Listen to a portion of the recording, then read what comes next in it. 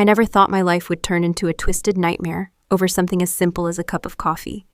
But there I was, sitting at an elegantly set dining table in the upscale Nashville home of my sister-in-law, Claudia, where our family gathered each month for brunch. The air was filled with the scent of fresh croissants and sizzling bacon, but the only thing I could focus on was the strange metallic smell rising from the cup of coffee placed right in front of me. "Don't you want to try the coffee I made especially for you, sweetheart?" my husband Andrew asked with a smile that felt oddly stiff, his eyes never quite meeting mine. His tone was warm, but something about the moment made the hair on my neck stand up.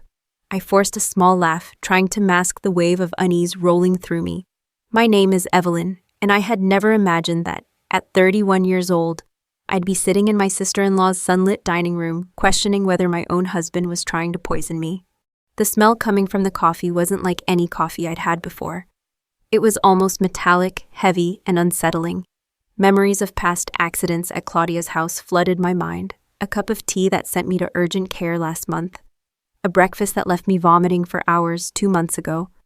The doctors could never find a clear cause, and Claudia always insisted she'd made everything exactly as she made for herself. But the pattern had grown too obvious to ignore.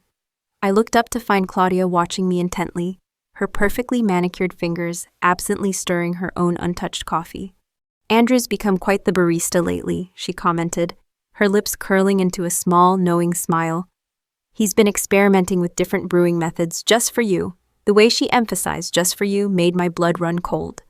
Andrew had spent more time at Claudia's house recently than ever before, claiming they were planning a surprise for our upcoming anniversary. But I couldn't shake the feeling something far darker was brewing. Their whispers always fell silent the moment I stepped into a room. I'd caught fleeting glimpses of suspicious texts on Andrew's phone, texts that vanished faster than I could read them. Now, with this cup of coffee that smelled like it had been poured from a chemistry set, the last pieces of the puzzle were clicking into place. I lifted the cup to my lips, pretending to take a sip, my eyes scanning their faces. A flash of something anticipation passed between them. My heart pounded so hard I thought they might hear it. This wasn't paranoia anymore. The signs were right in front of me. I knew I couldn't drink this coffee. I knew I had to act, and fast. Making a show of checking a text on my phone, I pushed back my chair with just the right amount of clumsiness. "Oh, would you look at that?" I said brightly, forcing my voice to stay steady. "I need to make a quick work call. Claudia, may I use your study?" As I passed behind her seat, I deliberately stumbled, reaching out for balance, and in that single calculated motion, I switched our coffee cups.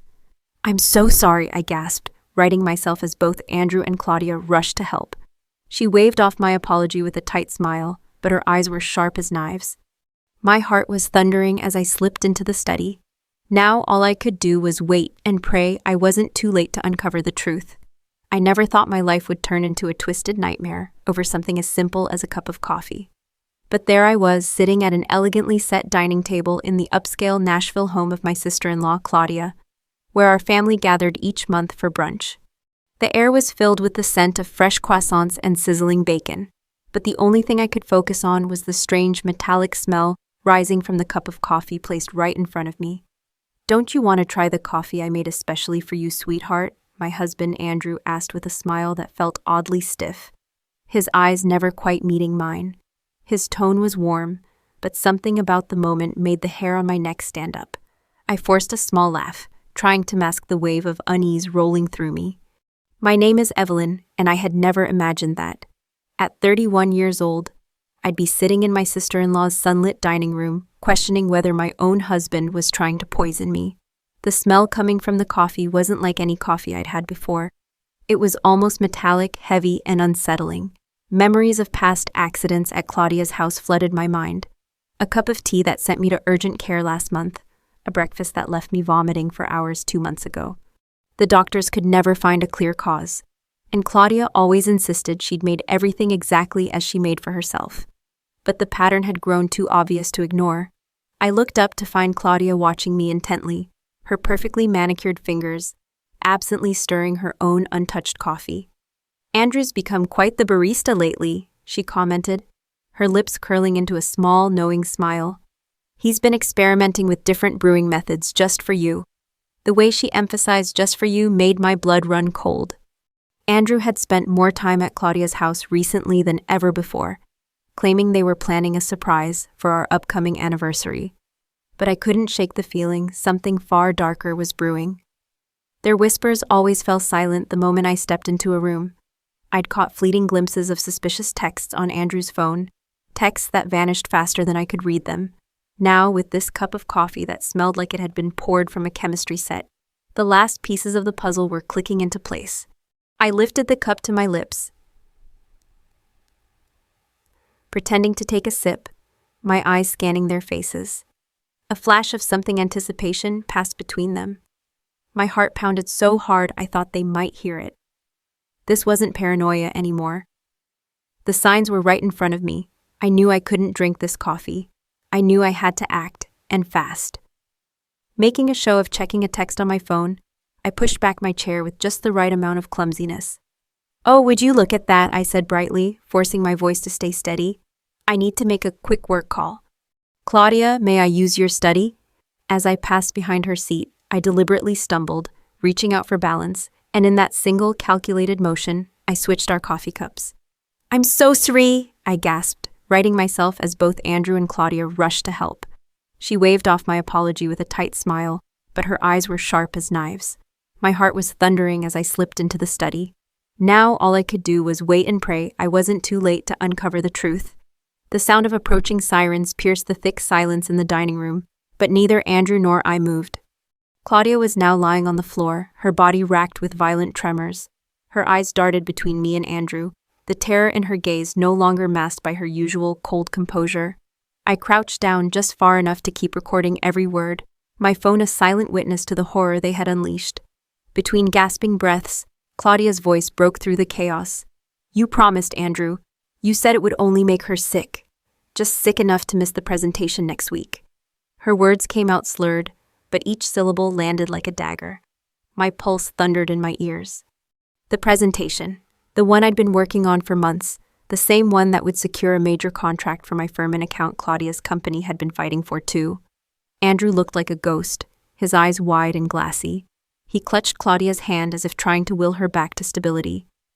"I didn't think it would go this far," he stammered. "It wasn't supposed to hurt you. It was just supposed to keep Evelyn home, to make her look unreliable." "Unreliable?" I repeated, my voice sharp and incredulous.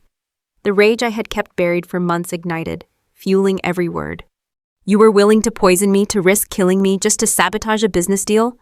Claudia's face twisted with pain and fury, a bitter laugh escaping her lips. "You don't understand. That account was supposed to be mine," she rasped, her eyes glinting with hatred, even as she lay helpless on the floor. "You were stealing everything, every client, every opportunity." In that moment, the pieces finally fell into place with horrifying clarity, the unexplained stomach pains, the allergic reactions, the constant string of illnesses that always coincided with crucial meetings or presentations. They hadn't been accidents. They were calculated attacks, each designed to undermine me professionally and personally. The front door burst open, paramedics flooding into the room. One rushed to Claudia's side, quickly assessing her condition, while another guided me away to give them space. I kept my phone raised, the recording still going. As they loaded Claudia onto a stretcher, I turned to the paramedic. "I'll ride with her to the hospital," I insisted, my tone firm. "I need to make sure she gets the right treatment and that the doctors know what happened." Andrew staggered to his feet, his face pale and drenched in sweat. "Evelyn, please, let me explain," he pleaded, taking a step toward me. I met his gaze with a cold, unflinching stare. "Explain?" I asked, my voice barely above a whisper. "Explain how you plotted with your sister to poison your wife for months, how you watched me suffer, wondering if I'd survive, just to get ahead in business." Before he could answer, I stepped closer, my phone still pointed at him. "You don't have to explain anything to me, Andrew," I said evenly. "You can explain it to the police." As Claudia was wheeled out, her eyes met mine one last time. The fury was gone, replaced by a raw, desperate fear. She knew the game was over, and so did Andrew, who sank to his knees on the marble floor, his hands shaking as the flashing lights of the ambulance bathed the room in red and blue. Outside, the wail of sirens mingled with the distant hum of Nashville traffic. My world had just imploded, but for the first time in months, I felt a strange, quiet certainty. The truth was out, and there was no going back. The ride to Vanderbilt University Medical Center felt like a blur of flashing lights and muffled voices. I sat beside Claudia as the paramedics worked feverishly, their calm efficiency a stark contrast to the panic still churning in my chest. My phone was clenched in my hand like a lifeline, the recording of Claudia's confession saved securely to both my email and cloud storage. No matter what happened next, I wasn't going to let the truth disappear. At the emergency room entrance, nurses whisked Claudia away while a paramedic took my statement. My voice was steady, but inside I was shaking. I recounted everything: the suspicious coffee, Claudia's rapid decline, and most importantly, Andrew's incriminating words. As I finished, Detective Selena Grant arrived, a tall woman with steel-gray eyes who introduced herself with quiet authority. "Mrs. Dalton," she said, addressing me by my married name. "I've already spoken to the first responders. They told me you have evidence." I nodded, pulling up the video on my phone and pressing play. Together, we watched the footage of Claudia and Andrew's frantic conversation, their confessions pouring out in a rush of fear and rage. Detective Grant's face hardened as each damning word played back. "This is more than enough to start a criminal investigation," she said grimly. "Do you have any other documentation?" "Yes," I replied, opening a folder I'd been quietly compiling on my phone for weeks. Photos of suspicious food, logs of dates and symptoms, and copies of texts I'd caught glimpses of on Andrew's phone before he'd deleted them. I handed the detective everything. "I knew something was wrong," I said, my voice breaking slightly, "but I never imagined it would be this deliberate." A nurse appeared at the end of the hall, her expression tense. "Mrs. Dalton?" she called. I hurried over. "Your sister-in-law is stable for now, but she's still showing signs of severe poisoning. We've started a toxicology panel, but the initial results show compounds we don't typically see in household products. The doctor would like to speak with you." Detective Grant accompanied me to Claudia's room. Inside, monitors beeped steadily as Claudia lay pale and weak, her earlier fury now replaced by raw, exhausted fear. Dr. Patel, the attending physician, held up a chart. "We found elevated levels of a rare pharmaceutical compound in her blood, something used only in research, not approved for any medical treatment." Detective Grant's eyes narrowed. "Did you ever see anything like that at your home or in Mr. Dalton's belongings?" A memory flashed in my mind, a small, unlabeled bottle I'd once found in Andrew's desk drawer, which he'd brushed off as an old supplement. "I think he's been keeping these substances at home," I said quietly. "And probably at work, too." Dr. Patel looked grave. "If you had consumed the amount found in Claudia's system, you would almost certainly have suffered organ failure or worse." His words made the room spin around me. It wasn't just an attempt to make me sick, it was a near-fatal dose. Just then, Andrew appeared in the doorway, looking disheveled and wild-eyed. "Evelyn, please, you have to believe me," he pleaded, taking a step inside. But Detective Grant stepped in front of him, her badge glinting under the fluorescent lights. "Mr. Dalton, you need to come with me," she said firmly. "You are under investigation for attempted murder." Two uniformed officers flanked Andrew as his face crumbled in horror. He looked past them to me, eyes wide with desperation, but I met his gaze with a quiet resolve, feeling a surge of strength I hadn't known I possessed. The silence between us was deafening. It was over, and this time, there was no escaping the consequences. Andrew's protests echoed down the sterile hospital hallway as Detective Grant and the officers led him away in handcuffs. His voice was shrill with panic, cracking under the weight of the truth that was finally dragging him down. "It wasn't supposed to be like this. We were just trying to slow her down," he kept shouting, but the words only confirmed his guilt to everyone who heard. I stood rooted in place, the adrenaline that had carried me this far draining from my limbs until they felt heavy and numb. Detective Grant turned back briefly, her expression softening. "Mrs. Dalton, I'll be in touch soon," she assured me. "We'll need a formal statement at the station. For now, you're safe here." Safe. The word felt foreign. For months, my life had been a haze of unexplained sickness, self-doubt, and whispered paranoia. Now, seeing Andrew in cuffs, I finally knew I hadn't been imagining it. Detective Grant wasted no time. Within hours, a warrant was secured for both our home and Andrew's office. While Claudia lay unconscious in her hospital bed, a team of officers swept through our house. I accompanied them, pointing out the bottle I'd seen in Andrew's desk and the hidden drawer in his nightstand, where I'd once found unlabeled vials. Each discovery deepened the pit in my stomach, but also confirmed I wasn't crazy. I had been a target.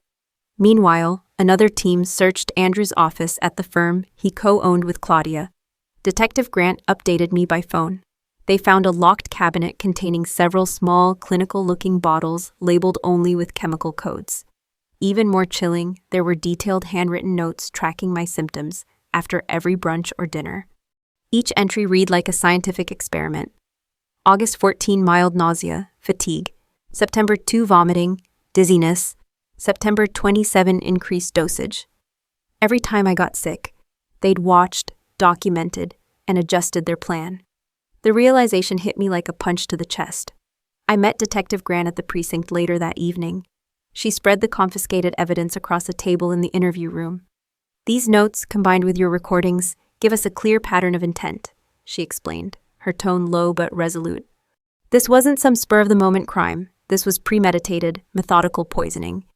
As we spoke, I handed over my own collection of evidence, texts I'd secretly forwarded, photos of suspicious meals, even a backup phone I'd hidden away to record conversations when I felt threatened.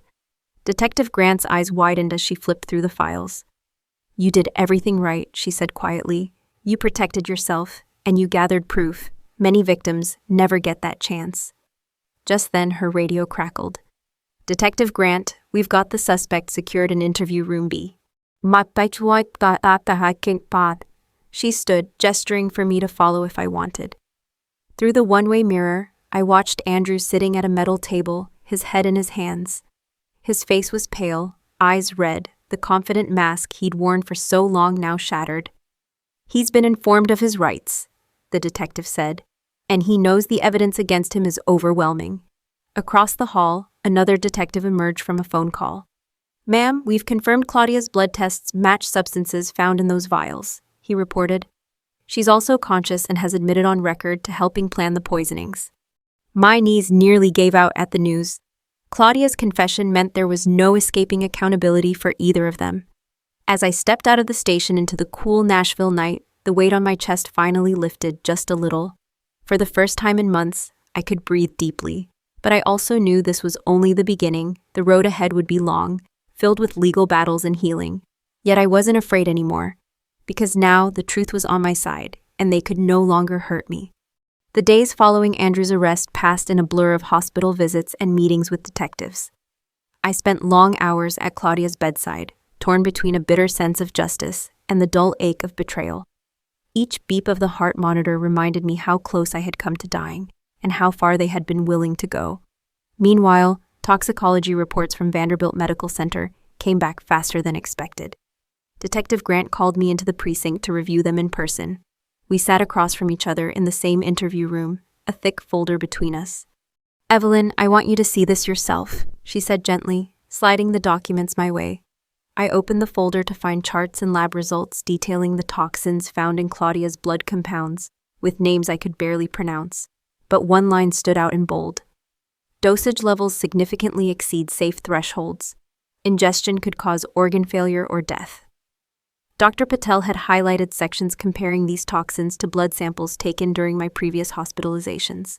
The similarities were shocking. The same compounds, sometimes in lower concentrations, had been in my system for months. Each unexplained illness wasn't an accident. It had been a deliberate escalation. Detective Grant tapped the file. "This report confirms what we suspected. The pattern of toxins lines up perfectly with your documented symptoms. These were intentional poisonings, Evelyn, every time." My hands shook as I traced the timeline on the page. February, nausea. April, severe stomach pain. June, near collapse. And now finally, the brunch that had exposed everything. Tears welled in my eyes, but they weren't tears of fear. They were tears of relief that the nightmare was no longer mine alone to carry. "Did Claudia say anything else?" I asked hoarsely, wiping my cheeks. The detective nodded. "She's admitted that she and Andrew discussed each poisoning, and that they adjusted the dosages after each incident to ensure you'd be sick enough to miss key meetings. She said Andrew was the one who sourced the chemicals from an old college friend working at a pharmaceutical lab." A chill ran through me. The betrayal cut deeper knowing. Andrew hadn't just stumbled into this, he had planned every detail, every drop of poison. Detective Grant continued. We also obtained text messages between them discussing which days to target you and how to avoid suspicion. They were careful not to use words like poison, but the intent is clear. Combined with the toxicology and your recordings, this evidence is overwhelming. I took a deep breath, a strange calm settling over me as the pieces finally came together with irrefutable proof. What happens now? I asked. The DA's office is preparing multiple charges: attempted murder, conspiracy, and unlawful possession of controlled substances, Detective Grant explained. They're also coordinating with federal authorities because of how Andrew obtained the toxins. Both he and Claudia will remain in custody until trial. As we spoke, another officer entered carrying an evidence bag, labeled with Andrew's name. Inside were several small bottles of the same compounds identified in the toxicology report, along with Claudia's notebook meticulously tracking my symptoms. The sight of it made my stomach lurch, but it also strengthened my resolve. This is the final piece, Detective Grant said softly, her eyes meeting mine. It proves beyond doubt what they were doing to you. I nodded, my voice steady for the first time in weeks. Then let's make sure they can never do it to anyone else. As I left the precinct, the evening sun painted Nashville's skyline in gold. The darkness that had overshadowed my life for months was finally lifting, and in its place, the light of truth was shining brighter than ever. The weeks that followed felt like a whirlwind. Every day brought new developments, meetings with prosecutors, consultations with my lawyer, and updates from Detective Grant. Claudia's confession grew more detailed with each interrogation. She admitted, sometimes through bitter tears, how jealousy had consumed her after my professional successes, how every one of my achievements felt like a personal slight. She claimed she never wanted me dead, just out of the way, long enough to secure her contracts. But with the toxicology results and evidence gathered, there was no denying how close they came to ending my life. Andrew, on the other hand, remained eerily silent. He refused to meet my eyes at arraignment, staring straight ahead as the judge read the charges. Multiple counts of attempted murder, conspiracy, and possession of controlled substances. When asked if he understood, he only nodded, his face as pale as a ghost. I sat in the courtroom as lawyers prepared for trial, watching people I once loved and trusted reduced to defendants fighting for their freedom. But it wasn't vengeance that filled me. It was a quiet determination. I realized my life wasn't over because of them. It was just beginning, stronger than ever. One evening, as I walked out of the courthouse, a young woman approached me hesitantly. "Are you Evelyn Dalton?" she asked. When I nodded, her eyes welled up. "I've been following your story," she said softly. "My ex-boyfriend used to gaslight me too. Seeing you fight back, it gives me hope." That moment stayed with me. I thought about all the times I doubted myself, questioned my sanity, wondered if I was imagining the malicious patterns in my life. If my story could help even one person trust their instincts and stand up for themselves, then everything I'd endured wouldn't be in vain. On the day of the final hearing, I took a deep breath before stepping into the courtroom. I wasn't there as a victim, but as a survivor. As the prosecutors laid out the damning evidence, as the doctors testified about how close I came to dying, I felt a profound sense of peace. Claudia and Andrew's web of lies had unraveled completely, and the truth had triumphed. When the judge pronounced them both guilty, I closed my eyes and let the tears fall freely. They were no longer tears of pain, but of release, of reclaiming my life. Today, standing before you, I want to share what this experience taught me. Success isn't just about talent or hard work. It's about integrity, resilience, and trusting yourself even when others try to make you doubt your reality. The people who try to dim your light are often those who fear its brilliance most. Don't let them. Thank you for watching and sharing this journey with me. If this story moved you or helped you see your own strength, please leave a comment below. I'd love to hear your thoughts. Don't forget to like this video and subscribe to the channel for more powerful stories about courage, perseverance, and the victories we find even in our darkest moments. Remember, no matter how impossible it feels, you are stronger than your circumstances, and the truth will always set you free.